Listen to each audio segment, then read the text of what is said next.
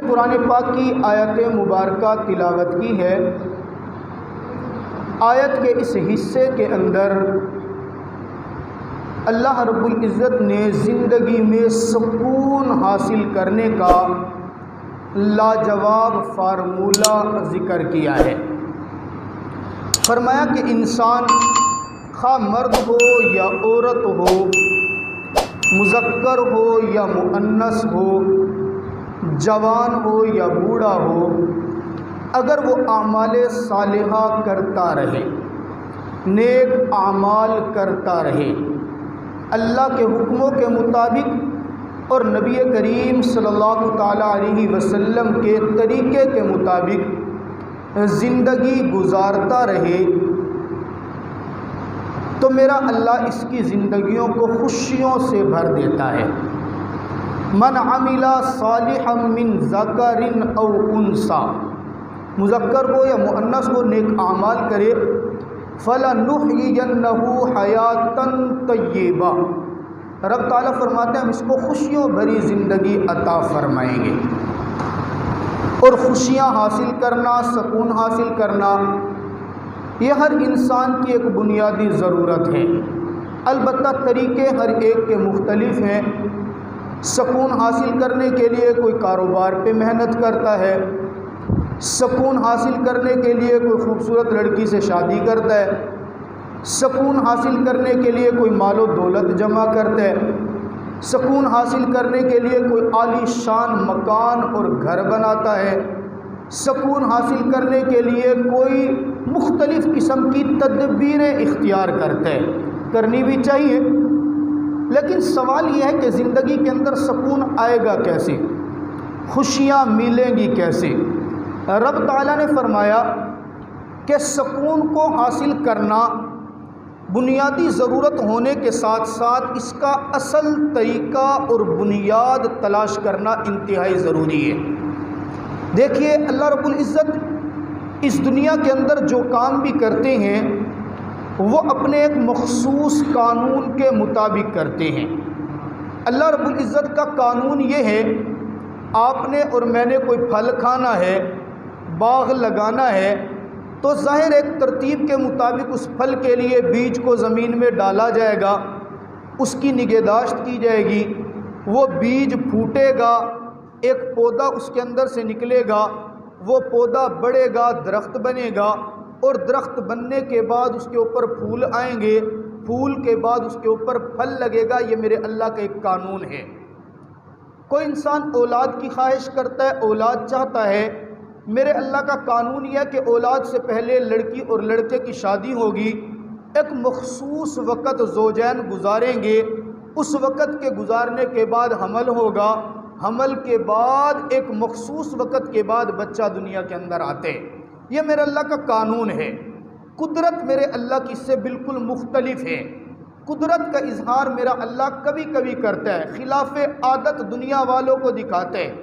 میں قانون کا محتاج تو نہیں ہوں، اگر بچہ پیدا کرنے پہ آؤں، بغیر شادی کے، بغیر ماں باپ کے، بغیر کسی بھی شے کے پیدا کروں، جاندار کو صالح علیہ السلام کی قوم کے مطالبے پہ پتھر پہاڑ کے اندر سے گابن اونٹنی نکال کے دکھا دیتا ہوں۔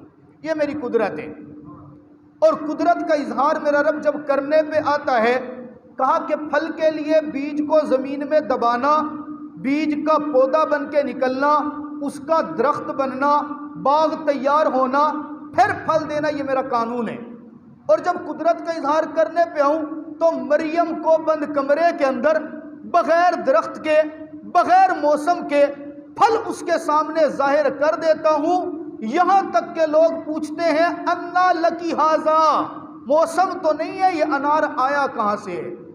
موسم تو نہیں ہے، یہ انگور آئے کہاں سے ہیں؟ تو انہوں نے کہا اللہ کی جانب سے ہیں۔ یہ میرا اللہ قدرت کا اظہار کرتے ہیں۔ آپ نے دیکھا پانی نکلنے کے لیے زمین کا چشمہ زمین سے نکلتا ہے، ہمارے ہاں تو چشمہ تو بڑی مشکل سے کوئی دیکھتا ہے۔ پانی نکلنے کے لیے زمین ہوگی، اس میں بور کیا جائے گا مخصوص انداز سے، پھر اس میں موٹر لگائیں گے، نلکا لگائیں گے تو پانی آئے گا۔ اور اللہ رب العزت پہاڑوں میں بغیر بور کے، بغیر کسی شے کے، زمین سے، چشمے سے، پہاڑوں سے پانی نکالتے ہیں۔ لیکن جب قدرت کا اظہار کرنے پہ آتے ہیں نا، پھر میرا رب نہ زمین کا محتاج ہے اور نہ اس بور کا محتاج ہے، نہ پتھر کا محتاج ہے۔ قدرت کا اظہار کرتا اپنے محبوب پیغمبر کی انگلیوں سے پانی کے چشمے جاری کر دیتے ہیں۔ یہ قدرت کا، بولنے کے لیے زبان کا ہونا ضروری ہے، انسان کا ہونا ضروری ہے، لیکن جب میرا رب قدرت کا اظہار کرنے پہ آتے ہیں نا، اس نے آ کے پوچھا نا، اگر تو وقت کا پیغمبر ہے بتا میری مٹھی میں کیا ہے؟ اللہ نے، آپ علیہ السلام نے مسکرا کے فرمایا میں بتا دوں یا وہ بتا دے جو تیری مٹھی میں ہے؟ کہنے لگا اچھا وہ بتا دے جو میری مٹھی میں ہے۔ میرے آقا نے اشارہ کیا، رب کعبہ کی قسم اس کے ہاتھ میں دبے کنکر بول اٹھے، لا الہ الا اللہ محمد الرسول اللہ، اشہد ان لا الہ الا اللہ، گواہی دے۔ یہ قدرت کا اظہار ہے، لیکن قانون ذرا اس سے مختلف ہے۔ میرا رب قانون کے مطابق آپ کو اور مجھے ایک ڈسپلن سکھاتے ہیں۔ خوشیاں دینے پہ آئے نا، سکون دینے پہ آئے، میرا رب کسی کا محتاج نہیں ہے، لیکن فرمایا تم انسان ہونا، تمہیں سکون چاہیے، تمہیں خوشیاں چاہیے، تو پھر قانون یہ من عمل صالحا من ذکر او انثی، مذکر ہو یا مؤنث، مرد ہو یا عورت، جوان ہو یا بوڑھے، نیک اعمال تم کر لو، مجھے میرے جلال کی قسم تمہاری زندگی میں سکون بھر دوں گا۔ تو گویا بنیادی بات پہلی کیا ہوئی کہ انسان اپنے اعمال سنوارے، اعمال سنوارے گا تو حالات سنورنا شروع ہو جائیں گے۔ ہم نے کیا کیا؟ ہم اعمال نہیں سنوارتے، اپنے حالات سنوارنے کی کوشش کرتے ہیں۔ دکاندار سے پوچھو نا یار نماز کے وقت دکان بند کر کے دکان سے مسجد کے اندر آ جانا، وہ کہتے ہیں یار کاروبار کا ٹائم ہے، میرا نقصان ہو جائے گا، میرا کوئی دوسرا بھائی آ جائے نا، میرا ملازم دکان پہ آ جائے، چل دکان بند نہیں ہوگی بعد میں نماز پڑھ لوں گا۔ اس نے اپنا سکون احوال میں سمجھا ہے۔ کسی کو پریشانی بیوی کی وجہ سے ہے، کسی کو پریشانی بچوں کی وجہ سے ہے، کوئی پریشان پڑوسیوں کی وجہ سے ہے، یہ ان کے ساتھ بنانے کی کوشش کر رہے ہیں۔ حالانکہ اگر یہ اپنے اعمال بنانے کی کوشش کرتا نا، حالات میرا اللہ خود بخود بنا کے رکھ دیتے ہیں۔ اور آیا نا جناب یوسف علیہ السلام کو بھائیوں نے پکڑا، اور پکڑنے کے بعد کیا کیا؟ کنویں میں ڈال دیا۔ اب کنویں سے جب باہر نکال کے وہ قافلے والے لے گئے، واقعہ بڑا طویل ہے۔ اعمال جو بندہ بناتا ہے نا، میرا اللہ احوال اس کے خود بخود بنا کے رکھ دیتے ہیں۔ یوسف علیہ السلام کو کنویں سے نکالا، دور شہر کے اندر جا کے مصر کے شہر کے اندر بیچ دیا گیا، غلام بن گئے۔ غلام اور نوکر میں بڑا فرق ہوتا ہے۔ ہمارے ہاں بھی آج کل نوکری ہے نا، کوئی سرکاری ملازم ہوتے ہیں، کوئی کسی دکان کے اوپر نوکر ہے۔ نوکر کے کچھ حقوق ہوتے ہیں۔ نوکر کو اگر اپنے محنت کے بقدر اجرت نہ ملے نا، احتجاج کرنے کے قابل ہوتے ہیں، اس کو اختیارات ہوتے ہیں، وہ احتجاج کرے۔ اگر اس کو اس کے حق کے مطابق تنخواہ نہیں مل رہی، وہ بات کر سکتا ہے، مانگ سکتا ہے، اس کی کچھ عزت ہوتی ہے۔ لیکن جو غلام ہوتا ہے اس کی اتنی بھی عزت نہیں ہوتی۔ غلام بالکل آخری درجے کی بات ہوتی ہے، وہ اپنی محنت کا بدل بھی نہیں مانگ سکتا۔ اس کے اوپر جو کچھ بھی ہوتا ہے اس کے آقا کا احسان ہوتا ہے۔ کام دن رات کرائے، کچھ دینا چاہے تو دے دے، نہیں دینا چاہتا تو نہ دے، وہ بول بھی نہیں سکتا۔ جناب یوسف علیہ السلام وقت کے پیغمبر ہے، غلامی میں چلے گئے۔ اس سے بڑی بات حالات کیا ہے کہ تہمت لگ گئی، الزام لگ گیا، بادشاہ کی بیوی نے الزام لگا دیا۔ اب خاموش ہے، میں اکیلا ہوں، تنہا ہوں، لڑکپن ہے، شہر سے دور ہوں، باپ نہیں ہے، بھائی نہیں ہے، قوم نہیں ہے، قبیلہ نہیں ہے، کوئی پرسان حال نہیں ہے، کیا کروں؟ اللہ تو ہے نا، بس میں تیرے ساتھ تعلقات کو مضبوط کروں گا، اپنے اعمال درست کروں گا، میرے حالات تو نے بنانے۔ وہ بادشاہ نے خواب دیکھ لیا نا، خواب کے اندر دیکھتا ہے عجیب و غریب خواب بڑا دلچسپ ہے۔ ابھی تفصیل کا وقت نہیں ہے، زندگی میں پھر انشاءاللہ موقع ملا تو ذکر۔ تعبیر پوچھی بادشاہ نے اپنے پورے محل کے اندر، کوئی تو وزیر مشیر علم و دانش والا ہو تو مجھے خواب کی تعبیر بتائے۔ ایک کے پاس بھی تعبیر نہیں تھی، کیونکہ جدید تعلیم یافتہ تھے نا، اور قرآن اور حدیث کے علم رکھنے والے کو دقیانوسی کا تانا دینے والے اس وقت بھی تھے، آج بھی ہے نا۔ قرآن اور حدیث کی تعلیم کو، علم رکھنے والے کو دقیانوس اور غیر تہذیب یافتہ کہنے والے، غیر مہذب کہنے والے۔ ان کو بات کرنے کا ڈھنگ نہیں ہے، ان کو مسجد سے فرصت نہیں ہے، ان کو مدرسے سے فرصت نہیں ہے۔ ہم نے کہا چلو تمہیں تو فرصت ہے، تم تو مہنگی کرسیوں کے اوپر بیٹھنے والے ہو، تم تو اچھے ایوانوں کے اندر بیٹھنے والے ہو، تمہیں تو تہذیب ہوگی۔ پھر پوری دنیا نے دیکھا کیا تہذیب دکھائی ہے ایوان میں۔ آپ نے نہیں دیکھا پچھلے دنوں، 3-4 دن پہلے وہ ایوان کے اندر بڑے بڑے آپ کے منتخب کردہ نمائندے کتابیں پھینک پھینک کے مار رہے تھے ایک دوسرے کو۔ جھگڑا کر رہے تھے ایوان میں تہذیب یافتہ لوگوں کی بات. یوسف علیہ السلام نے تعبیر بتائی. بادشاہ سلامت میرا علم بتاتے. اس رب نے جو مجھے علم دیا وہ علم کیا بتاتے؟ 7 سال تک آپ کی کھیتی بڑی اچھی ہوگی، پھر 7 سال تک آپ کے اوپر قحط آئے گا.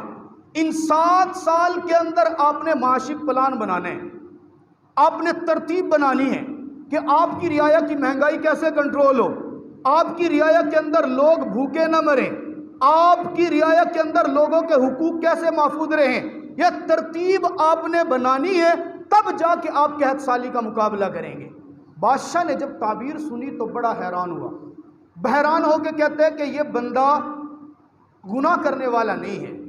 اپنی بیوی کو بلایا اور بلا کے کہا انکی کنتی من الخاطئین، تو نے جو الزام لگایا تھا نا مجھے اب پتہ چل گیا 8 سال کے بعد کرتوت تیرے غلط تھے، اس بچے کے اس نوجوان کے کرتوت نہیں ہے. پھر اعزاز یہ دیا، حالات آئے ہیں، مشکلات آئی ہیں، پریشانیاں آئی ہیں، اعمال درست رہے، رب کے ساتھ تعلق مضبوط رہا، میرے اللہ نے عزتیں دی، جیل سے نکالا، آزادی دی، غلامی سے بادشاہت کے مقام پر بٹھایا اور بٹھا کے کہا بادشاہ نے انک الیوم لدینا مکین امین. یوسف آج کے بعد غلامی کی زندگی نہیں، آزادی کی زندگی گزارے گا. جیل کے اندر سزا یافتہ نہیں بلکہ تو جیل سے باقاعدہ آزاد ہو کر وقت گزارے گا. پھر ایسا وقت نہیں گزارے گا، میں بادشاہ ہوں، مجھے معاشی پلان بنانا نہیں آئے گا. تو نے بادشاہت کی کرسی پر بیٹھ کر ان 7 سالوں میں معاشی پلان بنانے ہیں.